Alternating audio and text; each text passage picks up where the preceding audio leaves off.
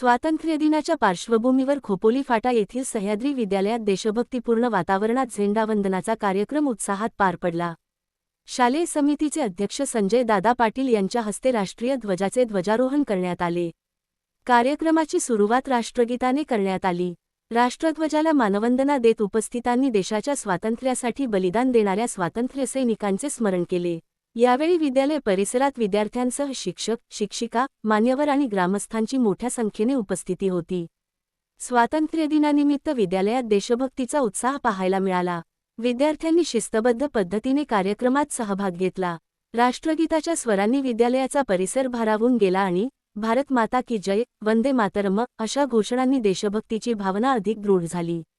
यावेळी राजू फक्के, आनंद नायडू, नगरसेविका अनिता पवार यांच्यासह विद्यालयातील सर्व शिक्षक, शिक्षिका, कर्मचारी, विद्यार्थी आणि ग्रामस्थ उपस्थित होते। उपस्थित मान्यवरांनी विद्यार्थ्यांना स्वातंत्र्यदिनाच्या शुभेच्छा देत देशाच्या प्रगतीसाठी जबाबदार नागरिक म्हणून योगदान देण्याचे आवाहन केले। संजय दादा पाटील यांनी उपस्थितांना स्वातंत्र्यदिनाच्या शुभेच्छा देताना देशाची एकता, अखंडता आणि बंधुभाव कायम राखण्याचे महत्त्व अधोरेखित केले। विद्यालयातील शिक्षकवर्गाने कार्यक्रमाचे नियोजन व्यवस्थितपणे करत कार्यक्रम यशस्वी करण्यासाठी विशेष मेहनत घेतली। दरवर्षीप्रमाणे यंदाही सह्याद्री विद्यालयात स्वातंत्र्यदिन मोठ्या उत्साहात साजरा करण्यात आला। ध्वजारोहण, राष्ट्रगीत आणि देशभक्तीपूर्ण वातावरणामुळे विद्यार्थ्यांसह उपस्थितांच्या मनात राष्ट्रप्रेमाची भावना निर्माण झाली। कार्यक्रमाच्या यशस्वी आयोजनाबद्दल उपस्थितांनी विद्यालय प्रशासनाचे कौतुक केले। स्कूल या ठिकाणी 80वा स्वातंत्र्य दिनाचा उत्सव या ठिकाणी साजरा होतोय। या कार्यक्रमासाठी उपस्थित ग्रामस्थ मंडळाचे अध्यक्ष तसंच मैत्री ग्रुपचे सदस्य भेकर सर, आसोले अण्णा, आमचे उच्चप्पा वरचाली, माजी नगरसेवक नायडू साहेब, इथले माजी शिक्षक आणि शिक्षकेतर दोन्ही शाळांचे मुख्याध्यापक, शिक्षक आणि शिक्षकेतर कर्मचारी या ठिकाणी सर्वप्रथम आपणा सर्वांना मी 80व्या स्वातंत्र्य दिनाच्या शुभेच्छा देतो।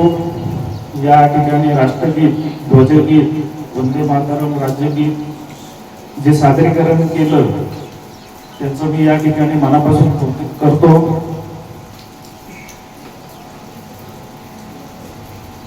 चित्रकला स्पर्धा, रांगोळी स्पर्धा या ठिकाणी आयोजित केलेल्या होत्या।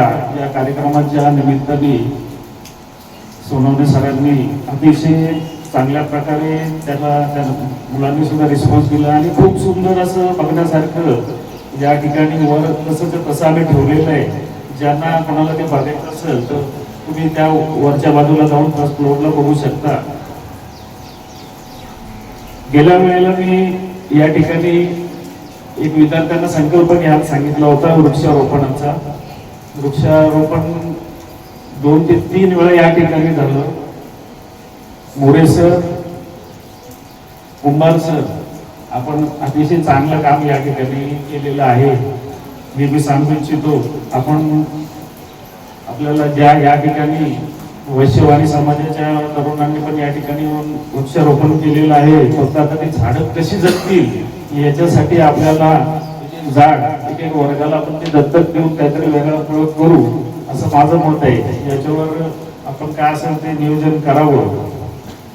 तसंच हे वृक्षारोपणचा जसं आपण संकल्प केला तसंच या ठिकाणी मी सूचित करू इच्छितो की एक आपल्याला आरटीओ कॅम्प या ठिकाणी कॅम्प म्हणजे सेशन घ्यायचं आहे।